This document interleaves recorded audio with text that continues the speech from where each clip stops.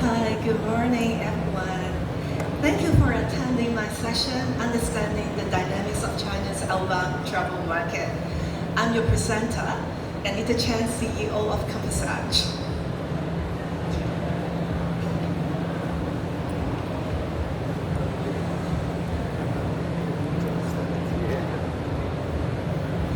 Okay, so I'm very excited to be back on the stage at ITB Asia. And just a little bit about myself. I'm an ex-hotelier. I work for luxury hotel chains in Canada, as well as luxury soft brand in UK. My expertise lies in digital marketing. So I'm VP marketing in a publicly listed company in Canada, as well as VP Asia Pac in a leading martech company in UK. So now I'm the CEO of Compass Edge. Compass Edge is an award-winning martech agency that specializes in China online marketing strategy for hospitality and tourism business. And we are headquartered in Hong Kong with our operations, IT, and marketing team in Wuhan, China. So let's get started. Okay, China is probably one of the last countries that opens its border post-COVID. So there are some hindrances, some factors affecting the slower rebound of China outbound in 2023. So those are the three major factors. One is the international passenger flight capacity. So it's not up to the level of pre-COVID. The second is the bottleneck of the China passport insurance. And the last one, of course, everyone is uncertain of the future after COVID. Do not know if it's going to come back or not. So they are pretty conservative in their spending. So all these three factors affect the slower rebound of the China outbound in 2023. Let's take a look at how that changed in 2024. Okay, everyone's like data, so let's look at data first. China international passenger flight capacity in 2024 recovered to about 77.1% to 2019 level. So you can see it's still not 100%, it's about three-quarters, but it's much better than 2023. You can see from the graph, 2023, they are up from 33% to 50%, and now up to 77%. So it's estimated that you will end at around 80 to 85% capacity by the end of 2024, and will be back to the same level, if not more, in 2025. So a good piece of positive data here. Okay, so the second one, the passport bottleneck. Before COVID, only about 10% of Chinese population got passport, and now it's up to 12%. So the percentage is increasing. So that means the bottleneck of the passport insurance is solved, okay? And when I look at this data, what is more interesting to me is somehow the country that are granting visa-free to Chinese tourists has increased or more than double in the past 2 years. So, you know, if you think about the boom that we have pre-COVID, actually only 20 countries provide visa-free to Chinese tourists. But now in the past 2 years, it has increased to 40 plus, and it's still increasing. So that's an interesting piece of information. Okay, the third one. There is no doubt that the economy, you know, people are worried about, and the spending is going downwards. But if you look at the absolute value, Chinese tourists is still the #1 in international tourism spending. Okay, so even if it's slowing down, it's still the #1. It's still ahead of US, Germany, UK, France, and all the countries. So that's one important piece of information that we need to look at. In addition to just hearing, you know, the slowing down, the lower percentage, they are still the #1 in absolute value. Okay, so those are all positive data. I'm pretty sure you guys hear about those a lot of time. And then many of you ask me and say, wait, I do not see the Chinese tourists like before. You know, I do not see the the big tour bus. I do not see as many Chinese in my hotel or in my destination anymore. So if the numbers are so good, it's so promising, you know, what happened? So in my presentation, it's a little bit different from other presenters. I'm going to share with you my company insight as to what we find, what happened. Okay, first of all, if you remember, I just talked about it just a few slides back, the visa-free policy. So as you can imagine, now many more countries are giving visa-free to Chinese tourists. that means they have more choices, right? They can go to new destinations. So even between 2023 and 2024, you can see there's a shift in different destination ranking. So people are going to different places. So the good news and bad news is, if you are a destination that have been seeing a lot of Chinese, that may be bad news to you because they may venture out to other destinations.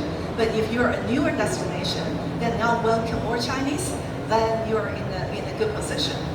And then, of course, I'm not here to deny there will be geopolitical factor. But more than government influence, what that means is for Chinese tourist decision. Everyone wants to feel welcome when they travel, right? So they want to go to a country that they feel safe and feel welcome. So if there's any geopolitical tension, it's not just the government, but the customer, the Chinese tourists themselves would tend to choose destination that is more China friendly, okay? And last but not least, of course, the flight accessibility. In this area, China government definitely has a huge influence into the area. So they can tell them, which destination I want you to fly more to, which destination to less to. So anyway, so all this factor is changing in travel destination. So as I say, China's out there, but may not be at the same place, may not be what it's like before. Okay, so this one is more obvious to everyone, the travel mode. So if you're expecting to see huge tour bus, okay, with the Chinese tour guide flagging the flag, and then with a group of Chinese following, actually you don't see them as much. And you think, what happened? Now, because more than 50% of Chinese are now going independently.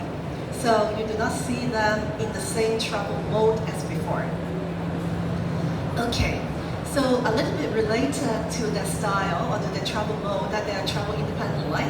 Now is the change in travel purpose. Before, Chinese is very popular to be named that they are top shoppers. Okay, shopping is their number one purpose of traveling. And actually, it changed quite a bit over the past few years. Shopping is no longer a priority. And now they are more into culture, landscape, relaxation, because they no longer need to travel in a tour group. So they can choose what they want. So they are all scattered around based on their own travel interests on purpose. And when we deep dive into the different age segment, okay, different age segment have different interests. So I picked one area, which is between 30 to 50 years old. You can see they are not into shopping. They are not even into art thing. They're into education and spending time with the kids. So sometimes if your hotel or resort offer a very good activity program, they may be just staying in your hotel, doing things with the kids and not going out. So that's a possibility as to why you do not see them as the hot tourist spot as often as before, because now they are doing things they want to. Okay, this one will be very interesting to many of you. I don't think a lot of people talk about that, but that's change in travel pattern. So before, they like to go to the very popular tourist area. For example, this is a screenshot from Xiaohongshu Literary Book, an online platform in China. So when people talk about Bali, before they would say, oh, we stay at the Seminyak area for a couple of nights, whatever. But unfortunately, now what they do is they may stay in one hot tourist area for one night, and then the next day they will plan to go to other places. And you think they venture out to Ubud. Ubud is close to that. Now they venture out to north, to volcano area, to a lot of different areas, to the island and things like that. So they split their 7 nights itinerary into different part, different region, doing different things. So again, if your hotel that benefit from the Chinese tourists seeing them for 4 nights in your hotel, now you're not seeing them that much because they are going out everywhere to other places to do things. Okay, change in travel style. Okay, I always say, in my presentation, that's always good news and bad news. Bad news for some hotels, okay, because homestay actually flourish in China. So they are very much looking for a flat experience, staying at homestay, and they actually extend that with their stay in Thailand and Indonesia. Okay, which they feel safe, a safe destination, nice villa that they can experience, like they can experience at home. So with homestay flourish, you do not see them as a few key hotels anymore. They may appear as your neighbor, okay, in the neighborhood, and you do not even know they're tourists. because of this travel change. Okay, of course, I'm not going to deny that there's economic downturn in China specifically, but what does that really mean to you, for us in the travel industry? Okay, change in travel dynamics, demographic. So actually the youth unemployment rate is very high in China. Its official source is over 20%, okay? We hear in a lot of presentation people talking how important the Gen Z is. And before COVID, we always focused on the Gen Z generation for China as well. But now, if you look at the employment, it's actually their segment. So it doesn't mean that they don't travel, but if you use the same global strategy to target Gen Z in China, okay, it's like you do it for the other market. It doesn't work that way, okay, because some of them got unemployed, some of them want to save up money or whatever. So it's not going to be targeted the same way in China. They still have potential, so don't get me wrong, it's still an important market segment, but they cannot be marketed the same way as any other market. Okay, so we talked about this term, consumption downgrade, and definitely that's a real phenomenon in China. You can see from the social media how much people talk about consumption downgrade in China. But if you're a 3-star hotel and say, oh, that's cool, okay, now they do not stay at 5-star hotel, they will stay at my 3-star hotel. Again, bad news for you, because that's not how the way they work. They still want to stay at a 5-star hotel, okay? They are aiming at value for money, but how?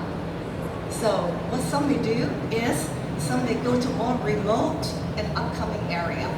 So it's not just because of saving money, whatever. They want to prove to people that they know how to travel. You know, they have their own characteristics and they can find interesting places to explore. Some may choose independent hotels with character or homestay as compared to a traditional luxury hotel because that may be cheaper, but also to show their style. And interestingly, some may choose destination low season to travel to. That's one thing that China market is very different from other market. For example, I heard from Skyscanner presentation on the first day, they talked about people search for weather. You know, weather is a factor affecting how people choose the date and destination. For Chinese, they don't care whether it's rain or storm or whatever, okay? If they can find a good deal, even the destination low season, find a nice villa at half price, right? They will go. So that is some ways that Chinese will find way to save up some money, but for the same experience, so to speak. Okay, so now we know Chinese do travel. We do know they spend money, but we do know that dynamics are changing, so it's not the same. So if they are changing, we need to change to adapt to them, right? So how can we bridge that? So let's look at the Chinese travelers' journey, because that's the touch point. If you can touch them on all the touch points, then you can find your Chinese tourists. Okay, this is a survey that my company did in 2019, and I revised it in September 2024. That details out the Chinese independent travelers' journey, from inspiration, planning, validation, booking, and sharing. Okay, and in this version, we have also do some segmentation for novice traveler, frequent traveler, and high net worth traveler, because their focus are different. Okay, so let me quickly go through that and highlight the difference between the 2019 version and the 2024 version. Inspiration, social media. Okay, when I launched this in 2019, a lot of people are skeptical because in the Western world it's still search engine and that kind, you know, in that area. But now, even in the Western world, it's quite normal. That is social first, so it's not a surprise to everyone. So social media for inspiration, friends and family, influencers. Okay, and then planning is a little bit change. In addition to just social media, they are focusing more on user-generated content. So they want to know what other real travelers have experienced in order to do their planning. They will also go on OTA to do planning, as well as AI-based itinerary. So again, AI is a topic that everyone talks about in this conference as well. So they will use AI planning tools to look for a travel guide and look for recommendations and things like that. So that is a new thing for 2024. Validation, Chinese may not believe in everything they see on social media. So they always will go back to this validation. So a good portion of Chinese will go back to the validation. And then booking. So booking is an interesting thing. It's also good news because in 2019, only about 10% direct booking, but now it has increased. So we zoom in and say, where does the direct booking comes from? What's the change? You can see the direct booking actually comes from high net worth individuals. And I will explain. So for the novice one, they will most likely to go to agencies because they need to talk to people, they want more information, okay? For the frequent one, they will go to OTA. The reason is they will not fly only with one airline carrier. They will not go to one hotel. So it's not possible for them to sign up 10 airlines program and 20 hotel lodge program. So how do they do that? They go to OTA for everything. So they can accumulate the points and the cash reward and everything through one OTA platform. So that's the frequent travelers, that's what they do. But then for the high net worth individuals, I think they are more educated, assumingly. They are more into building the relationship with the property, with the hotels before even arrival. So they communicate what they want, what they're looking, the activities and everything. And then now they find out the more communication they have with the hotels directly, a little bit more perks can be provided to them.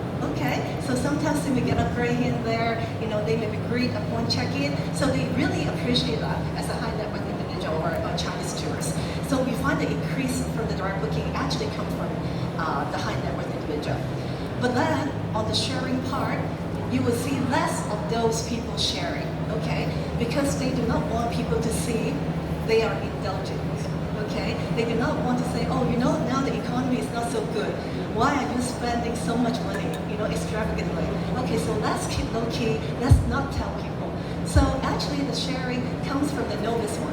The frequent one still share, but the high net worth one keep kind of low profile. So if you look at the social media and do not find that, and you wonder, are they there or not there? They are there, but they are just not sharing as much or showing off like before. Okay, so when I talk about social media, this is just a reference card. A lot of you already know China has its own ecosystem. Okay, so they have their own platform and everything. So of course, the more exposure, the better. So if you can be on all the channels doing a lot of content and posts, control the user-generated content on all platforms, that would be ideal, okay? If not, then you can pick and choose what is suitable for you. So no search engine, no Google in China, and then all the different platforms on social media. So this is just for your information. Okay, so nobody can have a presentation on the stage without talking about AI. So I have a slide here talking about AI. So the OpenAI, the ChatGPT that the Western world use are banned in China. They have their own AI ecosystem. So it's not just the Baidu AI, but they have various AI ecosystem in China. Okay, so why is it important? Because how will the AI be fed with information? It's based on the content online, right? So whatever your brand content has, your user-generated content has, will contribute to the travel guide, will contribute to the suggestion that the AI will suggest to you. So let's say if you have no content in the China ecosystem and a Chinese tourist asks, give me 3 recommendations of the highly rated independent hotel in the area. You won't appear if you do not have content. So the content marketing strategy now doesn't just apply in the social media area, but also to fill the AI result down the road. Okay, so to wrap up my presentation, we want to do some outlook. Okay, we don't have crystal ball, but let's do it. And everyone likes data. So, with what we have done with the observation, we know China doesn't travel like before. They are changing. But can we really ignore this market? Okay, I was at the tourism economics presentation here yesterday as well, and I'm glad that the information is quite consistent and they project out to 2030 to be even higher with the China Outbound as the key source market. So you can see 2024, the recovery is still not there. It's minus 22%. Okay, so what everybody sees matches with the data. But then the positive side is in 2025, it's estimated to be about 6%, positive 6% on the outbound visit to all global destinations. And then in 2026 and beyond, China China will claim back the #1 source market for international global destination. So again, I say there's no crystal ball, but that's the way we project, and it's going to be even higher. Okay, let's look at spending. So I talked about Chinese student spend in 2024, and the good news for our industry is they spend on travel. Okay, if they save money on big ticket items like real estate.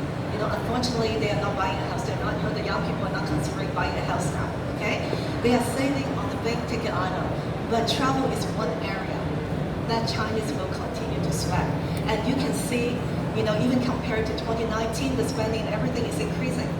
Okay, and then the good news for my clients, hotel clients, accommodation is one area that they are very willing to spend because they really want to experience. So that is another piece of good information down the road. And then, of course, is the spending.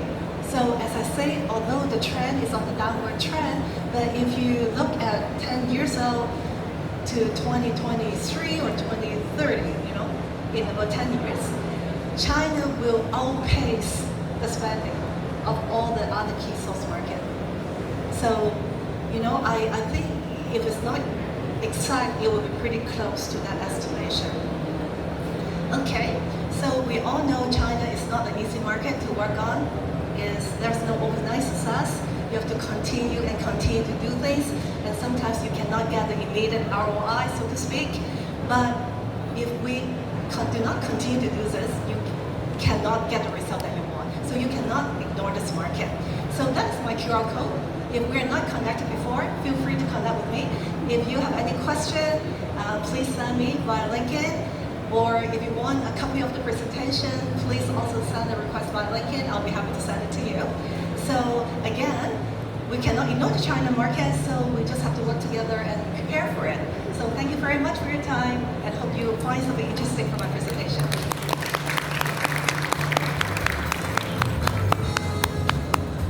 For insightful sharing.